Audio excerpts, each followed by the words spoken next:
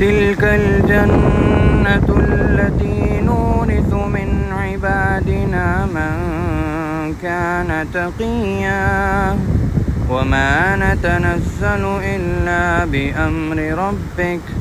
له ما بين أيدينا وما خلفنا وما بين ذلك وما كان ربك نسيا رب السماوات والأرض وما بينهما فاعبده واصطبر لعبادته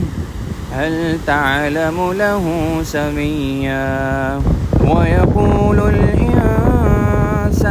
أإذا ما مت لسوف أخرج حيا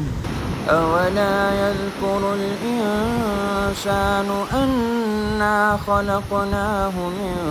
قبل ولم يك شيئا فوربك لنحشرنهم